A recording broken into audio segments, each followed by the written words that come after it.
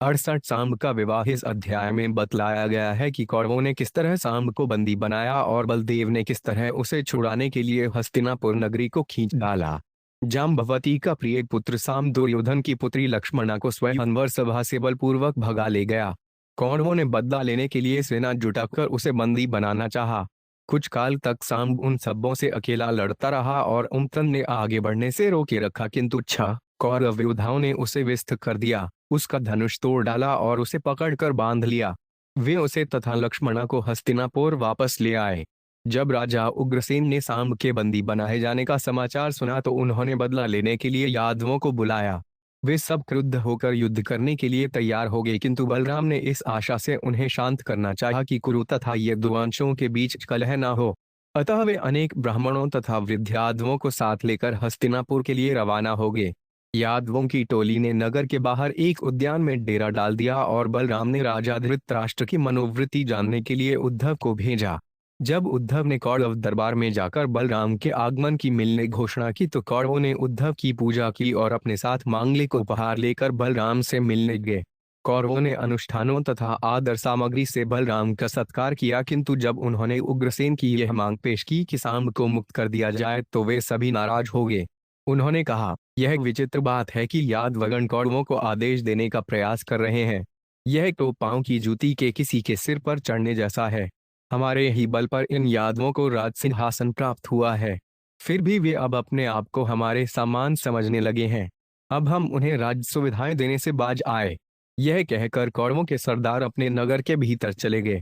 बलराम ने तय किया कि मिथ्या गर्व से उन्मत्त लोगों से निपटने का एकमात्र उपाय है कि उन्हें कठिन दंड दिया जाए। अतएव उन्होंने अपना हल उठाया और पृथ्वी को सभी कुरुओं से विहीन बनाने की इच्छा से हस्तिनापुर को गंगा की ओर खींचने लगे। यह देखकर कि उनका नगर नदी में गिरने ही वाला है, भयभीत कौरवों ने तुरंत सांब तथा लक्ष्मणा को लाकर बलराम के समक्ष प्रस्तुत किया और उनका यशोगान करने लगे। उन्होंने प्रार्थना की, हे प्रभु, हमें क्षमा कर दे क्योंकि हम आपके असली स्वरूप से अनजान थे। बलराम ने कौरवों को आश्वासन दिया कि वे उन्हें क्षति नहीं पहुंचाएंगे। दुर्योधन ने अपनी पुत्री तथा अपने नवीन दामाद को विविध वस्तुएं दहेज में भेंट की। फिर दुर्योधन ने यादवों का सत्कार करते हुए बलदेव से प्रार्थना की कि वे सांब तथा लक्ष्मणा को लेकर द्वारका लौट जाइए। श्री सुखवाच दुर्योधन सुता राजन लक्ष्मणा समित जय। स्वयंवरस्था मेहरत सांबो जाम्बवती सुत। 1 सुखदेव गोस्वामी ने कहा, हे राजन, जाम्बवती के पुत्र सांब ने जो सदैव युद्ध में विजयी होता था, दुर्योधन की पुत्री लक्ष्मणा का उसके स्वयंवर समारोह से अपहरण कर लिया। तात्पर्य, भगवान श्री कृष्ण में श्रील प्रभुपाद ने इस घटना का विवरण इस प्रकार दिया है। धृतराष्ट्र के पुत्र दुर्योधन की पुत्री लक्ष्मणा विवाह के योग्य थी। वह कुरुवंश की एक अत्यंत सुयोग्य कन्या थी और अनेक राजकुमार उससे विवाह करने के इच्छुक थे। ऐसी दशा में स्वयंवर संस्कार का आयोजन किया जाता है, जिससे कन्या अपनी रुचि के अनुसार वर का चुनाव कर सके। जब लक्ष्मणा स्वयंवर सभा में वर चुनने जा रही थी तभी सांब उस सभा में उपस्थित हुआ। सांब भगवान श्री कृष्ण की प्रमुख रानियों में से एक श्रीमती जाम्बवती का पुत्र था। सांब को यह नाम इसलिए दिया गया था क्योंकि अति दुष्ट बालक होने से वे सदैव अपनी माता के पास रहता था। सांब नाम सूचित करता है कि यह पुत्र अपनी माता का लाडला था। अम्बा का अर्थ है माता और सक का अर्थ है साथ। अतएव सांब को यह विशेष नाम इसलिए दिया गया क्योंकि वे सदैव अपनी माता के साथ रहता था, इसीलिए वह जाम्बवती सुत भी कहलाता था। जैसा कि पहले बताया जा चुका है, श्री कृष्ण के सारे पुत्र अपने महान पिता भगवान कृष्ण के ही समान योग्य थे। यद्यपि लक्ष्मणा सांब से विवाह करने की इच्छुक नहीं थी, तथापि सांब दुर्योधन की पुत्री लक्ष्मणा को प्राप्त करना चाहता था। इसलिए सांब ने स्वयंवर समारोह से लक्ष्मणा का बलपूर्वक अपहरण कर लिया। कौरवा कुपता उचाउटी विनीतो डिमर्भक्य कृदर्धि कृत्य नह कन्याम काम मेहरदलात। 2 खुद कौरवों ने कहा, इस बुरे आचरण वाले बालक ने हमारी अविवाहिता कन्या को उसकी इच्छा के विरुद्ध बलपूर्वक हर कर हमारा अपमान किया है।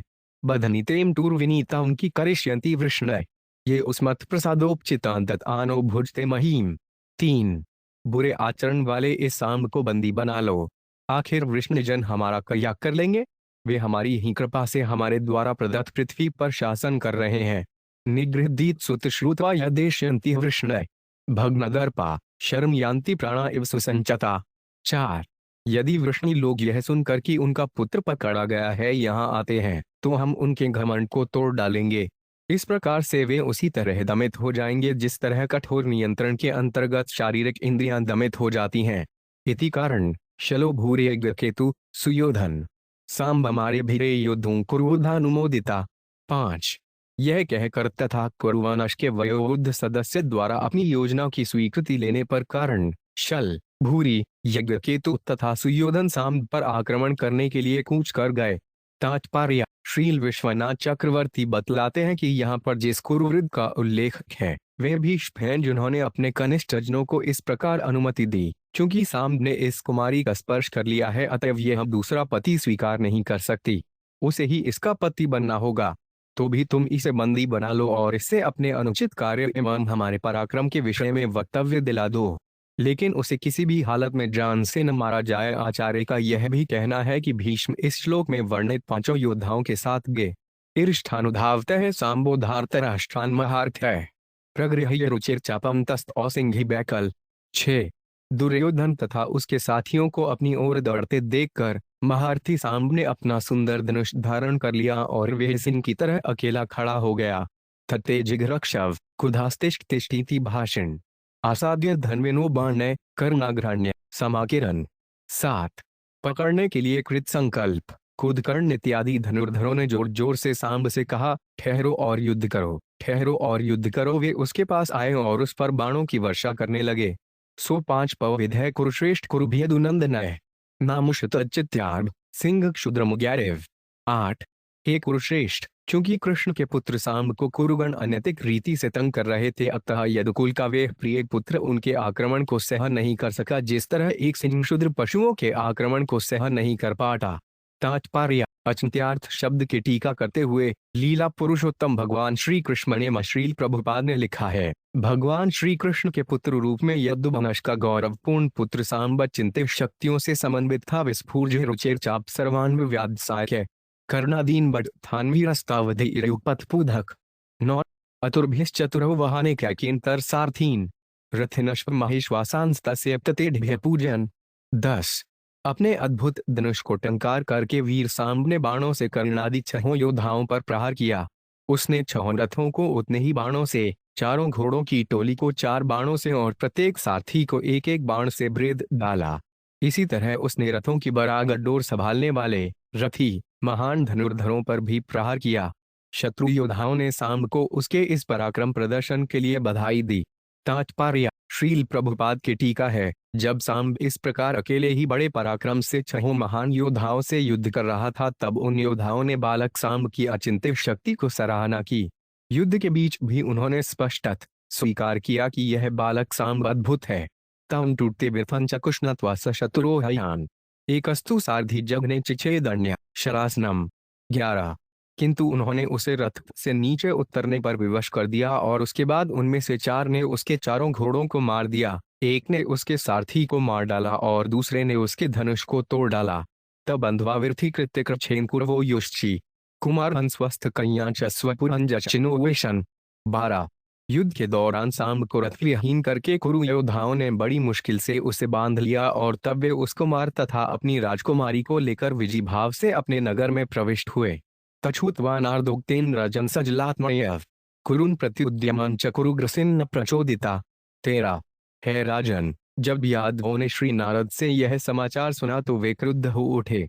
राजा उग्रसेन द्वारा प्रेरित किए जाने पर उन्होंने कुरुओं के विरुद्ध युद्ध की तैयारी कर ली। तात्पर्य: श्रील प्रभुपाद लिखते हैं, महर्षि नारद ने तुरंत यदुवंश को जानकारी दी कि सांब बंदी बना लिया गया है। उन्होंने यदुवंशियों को सारी कथा कह सुनाई। सांब को 6 योद्धाओं द्वारा अनुचित रीति से बंदी बनाए जाने पर यदुवंशी अत्यधिक क्रुद्ध हो गए। अतः यदुवंश के प्रधान राजा उमाग्रसेन से अनुमति प्राप्त करके वे कुरुवंश की राजधानी पर आक्रमण करने को तत्पर हो गए। सांत्वयित्वा टूटा नाम सनधान वृष्णिपुर भवान ने छत्कुरुणा वृष्णीना कलिं कलिमलापा। 94। जगाम हस्तिनपुरान रथेनादित्य वर्णसा ब्राह्मणे कुलवृद्धश्चुरितश्चंद्र इब्ग्रह। 95। किंतु भगवान बलराम ने वृष्णिवीरों के क्रोध को शांत किया जिन्होंने पहले से अपने कवच धारण कर लिए थे। कलह के युग को शुद्ध करने वाले बलराम कुरुओं तथा वृष्णियों के बीच कलह नहीं चाहते थे। अतः वे ब्राह्मणों तथा परिवार के गुरुजनों, बड़े बूढ़ों के साथ अपने रथ पर हस्तिनापुर गए। उनका रथ सूर्य की तरह तेजोमय था। जब वे जा रहे थे तो ऐसे लग रहे थे मानो प्रधान ग्रहों द्वारा घिरा चंद्रमा हो। गत्वा गजानय रामोबरामोत्थबन्मा स्थित उद्धवन प्रेष्यामास धृतराष्ट्र बुभुत्सया। 16। हस्तिनापुर पहुंचकर बलराम नगर के बाहर एक बगीचे में रह गए और उद्धव को धृतराष्ट्र के इरादों का पता लगाने के लिए आगे भेज दिया। तात्पर्य: श्रील प्रभुपाद लिखते हैं, जब श्री बलराम हस्तिनापुर की सीमा पर पहुंचे तो उन्होंने नगर में प्रवेश नहीं किया, अपितु नगर के बाहर एक छोटे से उद्यान गृह में डेरा लगा दिया। तब उन्होंने उद्धव से कहा कि वे कुरुवंश के प्रमुखों से भेंट करके उनसे पूछें कि वे यदुवंश से युद्ध करना चाहते हैं या समझौता करना चाहते हैं। सो उभयवर्णयाम्बिका पुत्र भीष्म द्रोणांच बाहिकम दुर्योधन चर्विधिवद रामाक्तान अवनवीतु। 97। अंबिका पुत्र धृतराष्ट्र तथा भीष्म, द्रोण, बाहिक तथा दुर्योधन को समुचित आदर देकर उद्धव ने उन्हें बतलाया कि भगवान बलराम आगे हैं। तात्पर्य: श्रील विश्वनाथ चक्रवर्ती ठाकुर इंगित करते हैं कि यहाँ पर उद्धव द्वारा युधिष्ठिर तथा उनके संगियों को नमस्कार किए जाने का उल्लेख नहीं है, क्योंकि उन दिनों पांडवजन इंद्रप्रस्थ में ठहरे हुए थे। ते उति प्रीता स्तमा कर्णय प्राप्त राम सुहृतमम तमर चवित्वा भीयु सर्वे मंडल पाणय। 18।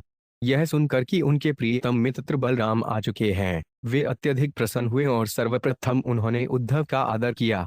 तत्पश्चात वे अपने हाथों में शुभ भेंटें लेकर भगवान से मिलने गए। तात्पर्य: भगवान श्री कृष्ण में श्रील प्रभुपाद लिखते हैं, कुरुवंश के प्रधानगण, विशेष रूप से धृतराष्ट्र तथा दुर्योधन अत्यंत हर्षित थे, क्योंकि उन्हें यह भली भांति पता था कि भगवान श्री बलराम उनके परिवार के महान शुभचिंतक हैं। यह समाचार सुनकर उनके हर्ष की सीमा न रही, अतएव उन्होंने तत्काल उद्धव का स्तरागत किया। भगवान बलराम का उचित स्वागत करने के लिए वे अपने अपने हाथों में उनके स्वागत की शुभ सामग्री ले लेकर उनसे भेंट करने नगर द्वार के बाहर गेता सड़ुम्य यथान्यायम गामर्ध्यव नैवेद्यन तेषा ये तत्प्रभावजा प्रणेमु शिरसा बल्लम। 19। वे भगवान बलराम के पास गए और गौओं तथा अर्घ्य की भेंटों से यथोचित विधि से उनकी पूजा की। कुरुओं में से उन लोगों ने जो उनकी असली शक्ति से परिचित थे, भूमि को सिर से छूकर उन्हें प्रणाम किया। तात्पर्य: आचार्यों का कहना है कि भीष्मदेव जैसे गुरुजनों ने भी भगवान बलदेव को नमस्कार किया। बंधुन कुशलन श्रुत्वा पृष्ठा शिवम नाम्यम परस्परम धोरामो बभाषेन विक्लवन बच। 20। जब दोनों पक्षों ने सुन लिया कि उनके संबंधीगण कुशल मंगल से हैं और दोनों ने एक दूसरे से कुशल मंगल तथा स्वास्थ्य के विषय में पूछताछ कर ली, तो बलराम ने कुरुओं से सीधे तौर पर इस प्रकार से कहा। तात्पर्य: श्रील प्रभुपाद लिखते हैं, परस्पर एक दूसरे की कुशलता पूछकर उन्होंने एक दूसरे का स्वागत किया, और जब यह औपचारिकता पूरी हो गई तो बलराम ने गंभीर स्वर में तथा अत्यंत धैर्य पूर्वक उनके विचारार्थ निम्नांकित शब्द प्रस्तुत किए। उप्रसेन क्षितिशिशु यद्व आज्ञाप्यत प्रभु तदव्यग्रध्य श्रुत्वा कुरुध्वं विलंबितम। 21। बलराम जी ने कहा, राजा उग्रसेन हमारे स्वामी तथा राजाओं के भी शासक हैं। तुम लोग एकाग्रचित से उसे सुन लो जो उन्होंने तुम लोगों को करने के लिए कहा है, और तब उसे तुरंत करो। यद्युन्बहवस्त्वेक जित्वा धर्मेण धार्मिकम अबधनिताथ तन्प्रिशे बंधुना मक्यक्राम्यया। 22। राजा उग्रसेन ने कहा है, यद्यपि तुम में से कई ने अधर्म का सहारा लेकर धर्म के सिद्धांतों पर चलने वाले अकेले प्रतिद्वंदी को पराजित किया है, फिर भी मैं पारिवारिक सदस्यों में एकता बनाए रखने के लिए यह सब सहन कर रहा हूँ। तात्पर्य: यहाँ उग्रसेन के कहने का आशय यह है कि कुरु तुरंत सांब को लेकर बलराम को सौंप दें। वीर शौर्य अबलोन धमात्म शक्तिस्मान वच कुरवो बलदेवस्य निशम योचु प्रकोपिता। 23। बलराम के पराक्रम, साहस तथा बल से पूरे एवं उनकी शक्ति के समृद्ध इन शब्दों को सुनकर कौरवगण क्रुद्ध हो उठे और इस प्रकार बोले, अहो मैं चित्रमिध्वन कालगत्या दुरत्यया आरुरुक्षत्युपानद्वैशिरो मुकुट सेवितम। 24। कुरुनायकों ने कहा, ओह यह कितनी विचित्र बात है।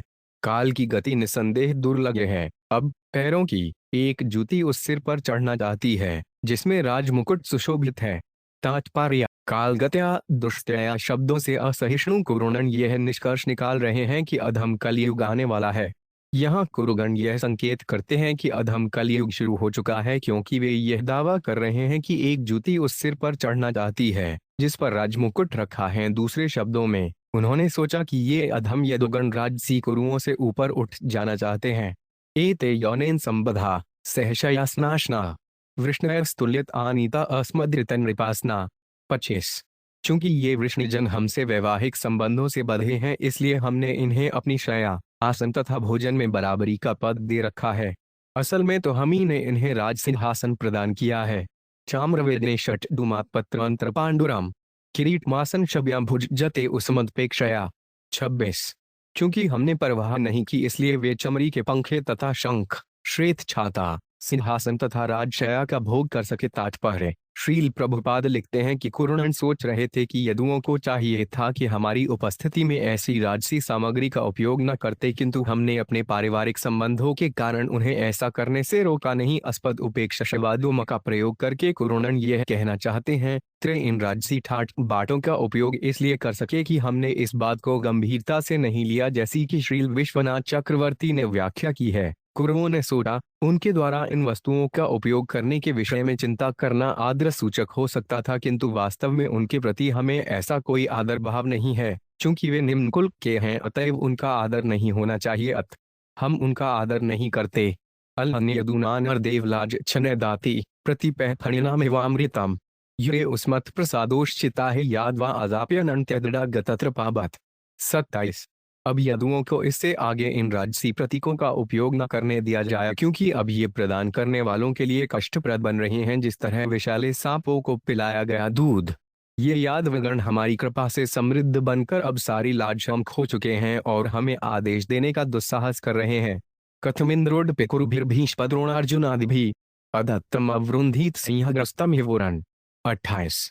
भला इंद्र भी किसी वस्तु को हड़पने का दुस्साहस कैसे कर सकता है जिसे भीष्म, द्रोण, अर्जुन या अन्य कुरुजनों ने उसे नहीं दिया है? यह तो वैसा ही है जैसे मेमनासिन के वध की मांग करें। श्री बद्रायणी रूबाच जन्म बंधु श्री उत्तर धमदास ते भरतर्षभ आशाव्य राम दुर्वाच्यम सभ्या पूर्मावेशन। 29। श्री बद्रायण ने कहा, हे भारतों में श्रेष्ठ, अपने उच्च जन्म तथा संबंधों के ऐश्वर्य से फूल कर कुपा हुए घमंडी कुरु जब ये कटु वचन बलराम से कह चुके तो वे अपने नगर को वापस चले गए। इरिष्ठा कुरुना दहशीलेन श्रुत्वा वाचा नीचाच्युतय अवोचत कोप संरब्धो दुष्प्रेक्ष्य प्रहसन्मुहो। 30। कुरुओं के दुराचरण को देखकर तथा उनके भद्दे शब्दों को सुनकर अच्युत भगवान बलराम क्रोध से उबल पड़े। उनका मुखमंडल देखने में भयावना था और बारंबार हंसते हुए वे इस प्रकार बोले, नून नानाम द्योतनधा शांति ने छंत्य साध्वे तेषा ही प्रश्मोदंड पशुन अलगुड्डो यथा 391। भगवान बलराम ने कहा, स्पष्ट है कि इन बदमाशों की विविध वासनाओं ने इन्हें इतना दंभी बना दिया है कि वे शांति चाहते ही नहीं। तो फिर इन्हें शारीरिक दंड द्वारा समझाना खुजाना होगा, जिस तरह लाठी से पशुओं को सीधा किया जाता है। अहो यदून सुसंरब्धान कृष्णान च कुपितां शने सांत्वयित्वाहमे त्रिशाशमिच निहाक्तय। 32। तइमे मंदम तय कलहाभिर्था खला तमाम विज्ञान मुहूर्दर भाषाण मानिनो भुवन। 33। ओह, मैं धीरे धीरे ही को दुर्जनों तथा कृष्ण को भी, जिन्हें क्रोध आ गया था, शांत कर सका था। मैं इन कौरवों के लिए शांति की कामना करते हुए यहाँ आया, किंतु ये इतने मूर्ख, स्वभाव से कलह प्रिय तथा दुष्ट हैं कि इन्होंने बारंबार मेरा अनादर किया है। दंभ के कारण इन्होंने मुझसे कटु वचन कहने का दुस्साहस किया है। नोग्रसेन किल विभुर्भोजोष्णयन धशक्रेर विसर्ग शक्राद्यो लोकपालयस्यादेशानुवर्तिन। 34। क्या भोजों, वृष्णियों तथा अंधकों के स्वामी राजा उग्रसेन आदेश देने योग्य नहीं हैं, जबकि इंद्र तथा अन्य लोकपालक उनके आदेशों का पालन करते हैं? सुधर्माक्रम्यते यहन पारिजातो 5 मराढ़ आनिय भूज्यते सो डिसो नकीलाध्यासनाइन। 35। वही कृष्ण जो सुधर्मा सभावन के अधिकारी हैं और जिन्होंने अपने आनंद के लिए अमर देवताओं से पारिजात वृक्ष ले लिया, क्या वही कृष्ण राज सिंहासन पर बैठने योग्य नहीं है? तात्पर्य: यहाँ बलराम क्रोध में आकर कहते हैं, यदुओं पर ध्यान न दें, ये धूर्त कौरव भगवान कृष्ण तक का अपमान करने का साहस करते हैं। अस्तपाद्य युगन साश्चाची रूपास्तेड खिवलवेरी सनाइतिकिल श्रीशो नरदेव प्रीछदान। 36। समस्त ब्रह्मांड की स्वामिनी साक्षात लक्ष्मी जी उनके पैरों की पूजा करती हैं, और उन्हीं लक्ष्मी के पति क्या मर्त्य राजा की साज सामग्री के पात्र नहीं है? अस्याढ़ जजोड खिलोपालय मलुतमैर्धृतमुपास्य तीर्थ तीर्थम ब्रह्मा भवो 5 शहमपि यह से कला कलाया श्रीक्षोद्रदेम चिरमस्तिनुपासमान को। 37।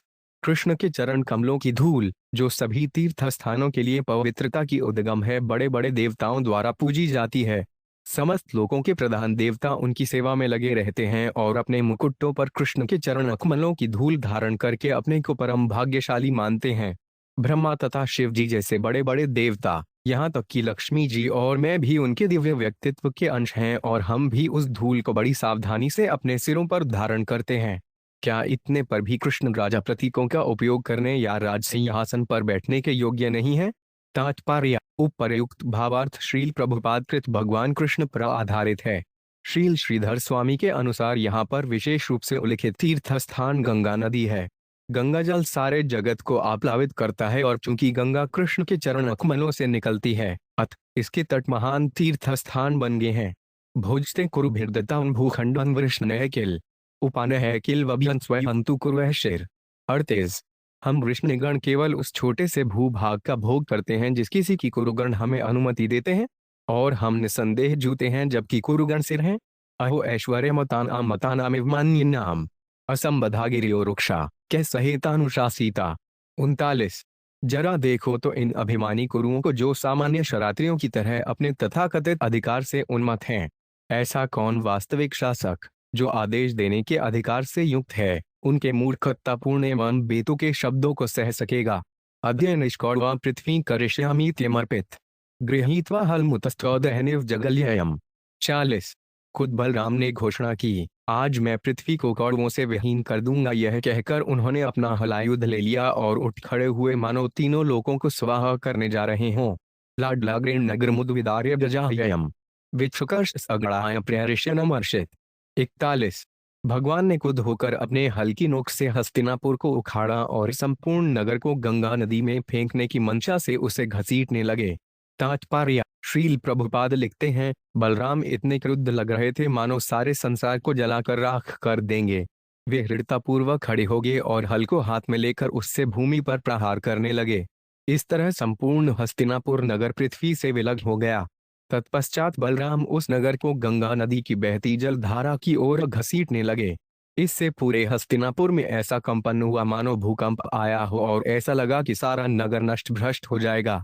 श्रील विश्वनाथ चक्रवर्ती कहते हैं कि भगवान की इच्छा से उनके हल का आकार बढ़ गया और जब बलराम हस्तिनापुर को जल की ओर घसीटने लगे तो उन्होंने गंगा नदी को आदेश दिया, तुम सांब को छोड़कर सबों पर आक्रमण करो और अपने जल से नगर के हर व्यक्ति को मार डालो। इस तरह वे पृथ्वी को कौरव विहीन करने की प्रतिज्ञा पूरी कर सकेंगे और साथ ही आश्वस्त हो रहे थे कि सांब को कुछ नहीं होगा।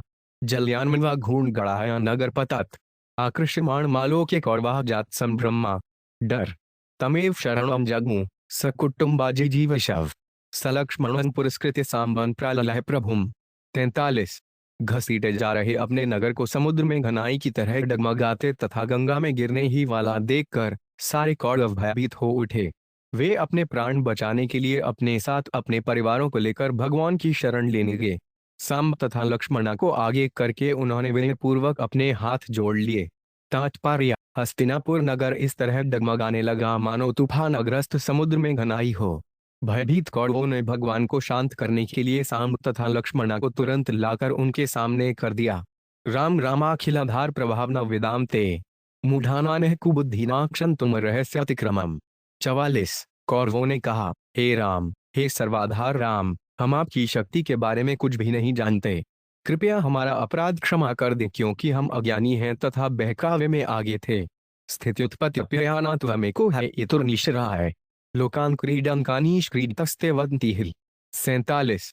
आप अकेले जगत का सृजन, पालन तथा संहार करते हैं और आपका कोई पूर्व हेतु कारण नहीं है। दरअसल हे प्रभु, विद्वानों का कहना है कि जब आप अपनी लीलाएं करते हैं तो सारे संसार आपके खिलौने जैसे होते हैं। त्वमेव मूर्धनिर्मनन्तलीलया भूमंडलं बिभर्षि सहस्त्रमूर्धन अन्ते चर यह स्वात्मनिरुद्ध विश्रेष्ठ अद्वितीय परिशिष्यमाण। 46। है हजार सिरों वाले अनंत, आप अपनी लीला के रूप में इस भूमंडल को अपने एक सिर पर धारण करते हैं। संहार के समय आप सारे ब्रह्मांड को अपने शरीर के भीतर लीन कर लेते हैं और अकेले बचकर विश्राम करने के लिए लेट जाते हैं। कोपस्तेडखिल शिक्षार्थ न द्वेषान चमत्सरात बिभ्रतो भगवंत सत्वन स्थितिपाल न तत्पर। 47। आपका क्रोध हरेक को शिक्षा देने के निमित्त है, यह घृणा या द्वेष की अभिव्यक्ति नहीं है। हे परमेश्वर, आप शुद्ध सत्वगुण को धारण करते हैं और इस जगत को बनाए रखने तथा इसकी रक्षा करने के लिए ही क्रुद्ध होते हैं। तात्पर्य: कुरुनंद स्तरीकार करते हैं कि भगवान बलराम का क्रोध सब प्रकार से उचित था और वास्तव में उन्हीं के लाभ के लिए था।